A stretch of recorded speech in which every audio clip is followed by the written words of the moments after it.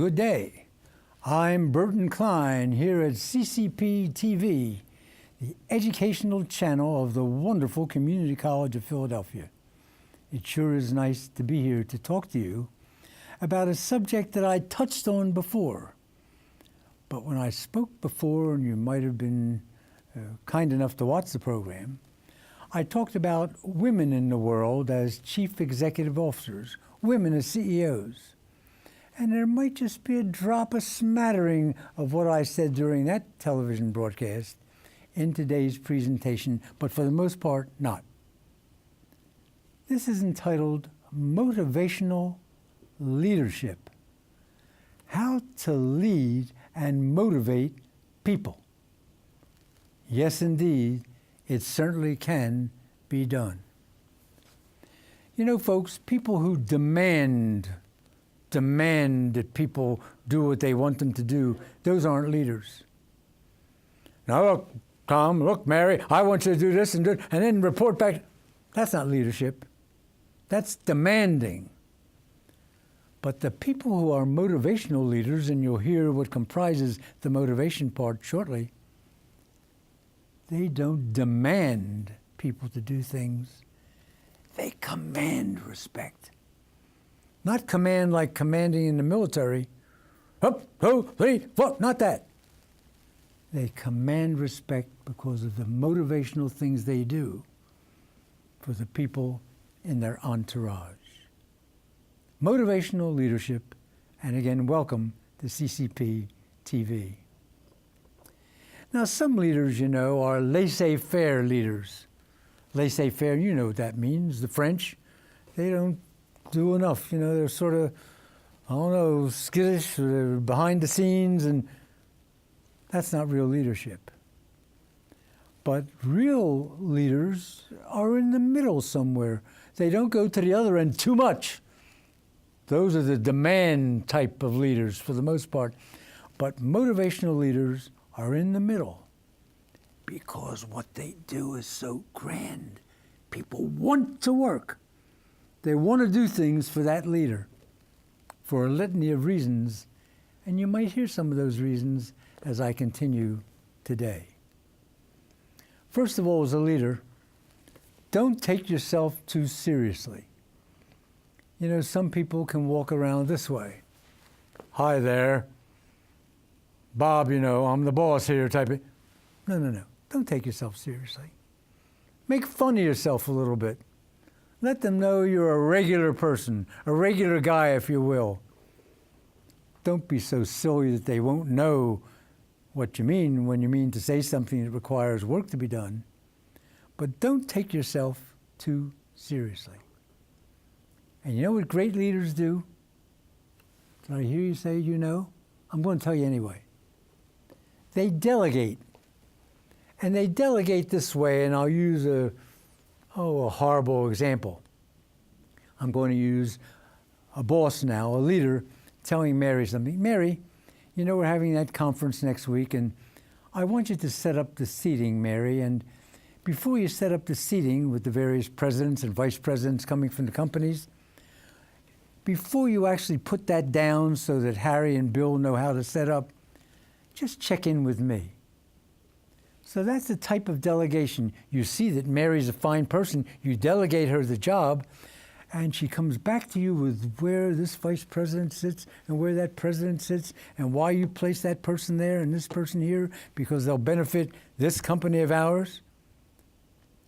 So the next time you say to Mary this, Mary, you know, now we're having that other conference in 3 weeks. I want you to set up the seating, Mary, but Mary, you did such a great job last time. You don't have to tell me about it. Nah. But the third conference coming up, or whatever it is, you give Mary an additional job, not just the seating of the people. You want the seating with a reason from her why you seated them that way, and give it to me because it has to do with our future business. You know what I mean? So she does it. So you get the idea. The next time she does it, she does that well, Mary doesn't have to report back to you. So there are various stages of delegation.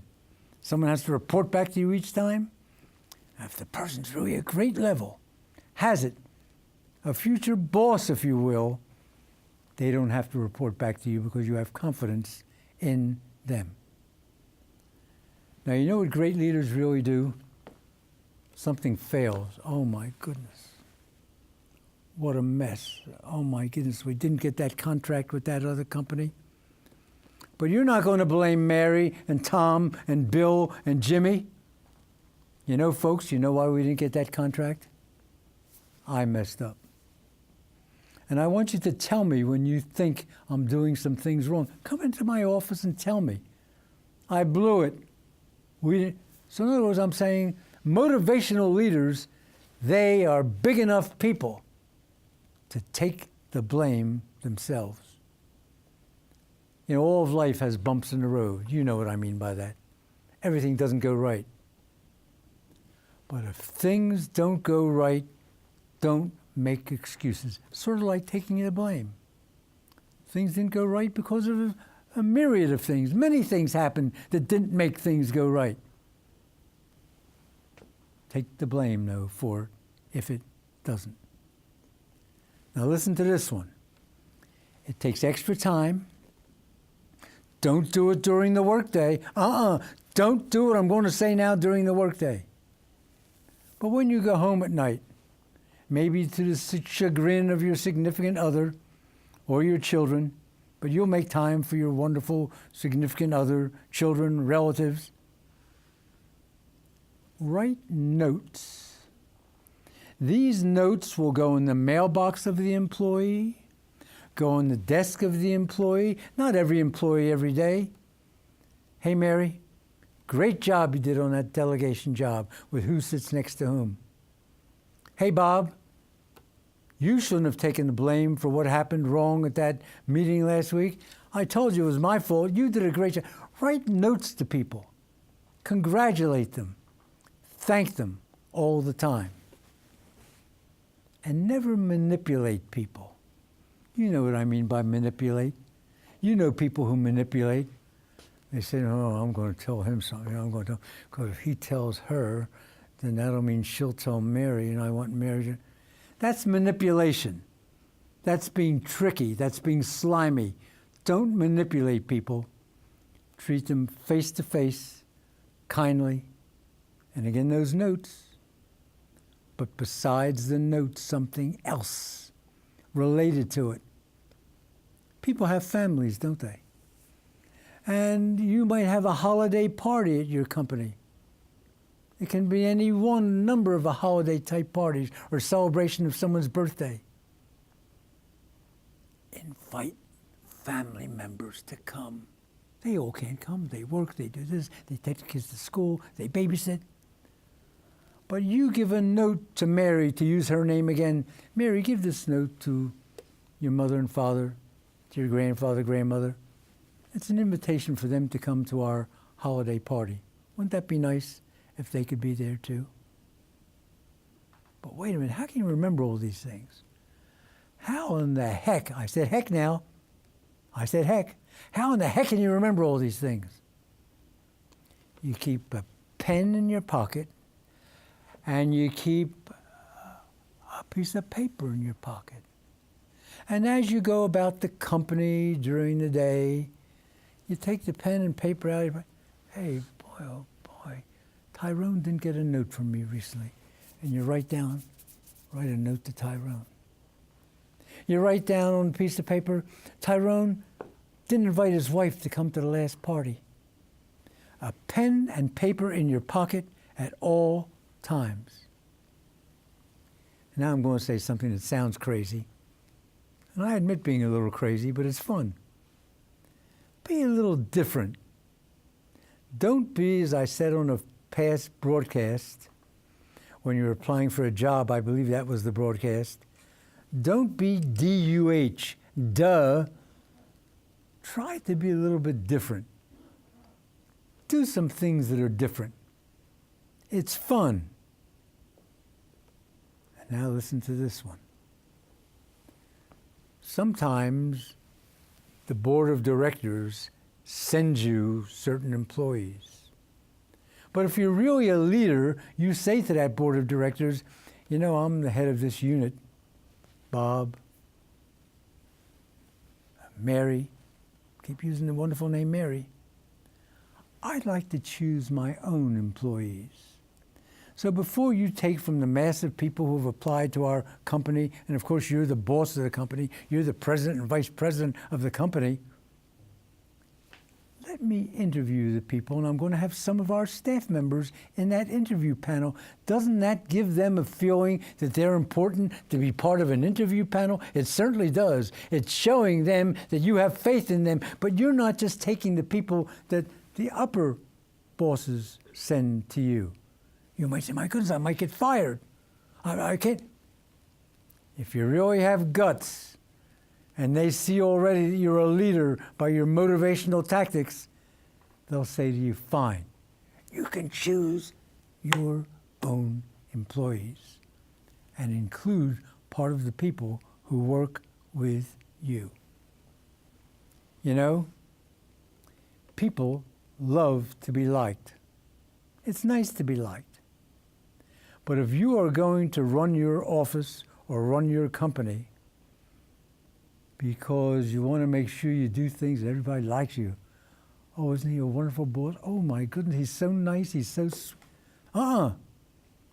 You gotta have the guts to do what has to be done. You have to call, well, I told you before, Mary was wonderful. All the Marys in the audience, don't get angry at me. I love Marys. I love my wife, but I love people named Mary. But let's say that this particular Mary is not doing her job. Don't worry about being liked. You have to arrange, and she might want representation with her, that's fine. But Mary, I've documented here some things that involve not being pleased with what you've been doing. I'm not letting you go now, Mary, but I want these things improved upon. And if not, I might have to call you into the office for a final time. But I think I have the confidence in you to come across for me. Don't worry if you're liked or not. Do what you have to do. And then something else. PACE, pace yourself. There are 24 hours in every day. But pacing yourself means going out to watch the Sixers, going out to watch the Phillies, the Flyers, taking your wife and children out to dinner, going out for a pizza, going to a show. Pace yourself, or else you won't make it to be that executive to lead motivationally very long. You got to pace yourself. Life has so many aspects to it, and part of it is keeping the blood pressure down by enjoying every single day. Now, something I learned in the past. Some bosses, not the good kind, they don't have the guts to do something. Let's say that Harry's, don't be angry with me now. Mary's already very angry at me. But let's say Harry's doing the wrong thing. But you don't have the guts as the executive leader to tell Harry he's doing the wrong thing. You're sort of, well, maybe you're not much of a leader. You know. So you have a regular meeting with the staff, the whole staff. And let's say Harry's problem is lateness. You don't want to tell him, look, Harry, I have it documented here of the last 27 days, you've had 4 latenesses.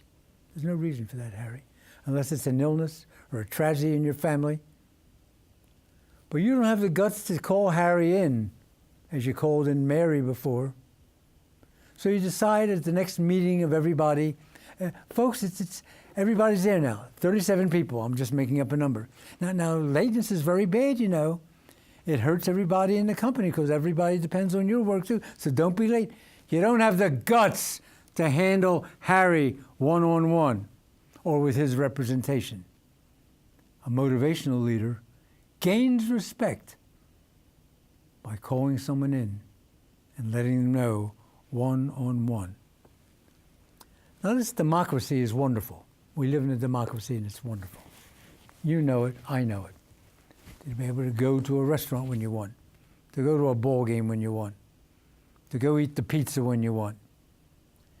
But if you're going to do everything democratically, you're not a leader. There are times when you have to say, not angrily, but when the group is there together, folks, this is the way it has to be. And I'm going to give you the reasons it has to be that way. And you give them the rational reasons. They deserve that.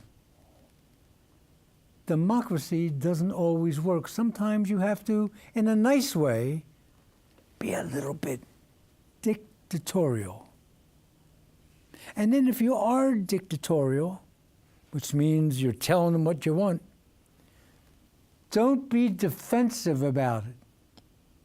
Don't say, now, folks, we as a company, with my research, and I hope I have your support. You know how I feel about you as a group. But don't be defensive in what you do. Don't make excuses for what you do. You'll gain motivational respect if you've made the decision, you've done it. Democracy is fine. But don't be defensive. You got to give a reason why you did a certain thing. Now, this is something that blows employees' minds. It blows their minds. Besides getting notes from you and inviting family members to various parties, listen to this one. Tom, tomorrow take the day off. Take the day off, Tom. I'm going to sit at your desk and do your work. But Tom, I want you to lock your desk. You know, I've had old desks that they lock because I'm not going to be touching your desk or going through it. Take the day off. It doesn't count as a vacation day. It doesn't count as a sick day. You deserve it, big guy. Just go. I don't care where you go. Don't tell me where you go. Take the day off. It blows their minds to have a day off and you do the work of it. And by the way, you won't be able to do the work as well as that employee because they know the background of each thing they're handling for the company. But isn't it wonderful to give them a day off? Doesn't count again against sickness. Doesn't count against vacation. My God. Motivational leadership, the respect that it gains. And then do big things. That same Tom, his son is graduating. I'm going to name a college, and please,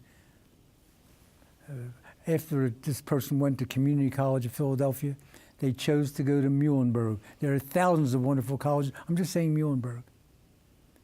And this person went to Muhlenberg and got a master's degree. Or went on for a master's degree after going to Muhlenberg. Do you know what you do? You take the whole family out because of that graduation. After the student went to Community College of Philadelphia, the great community college, then chose Muhlenberg in the Allentown area. You take the whole family out, not from company funds, from your pocket.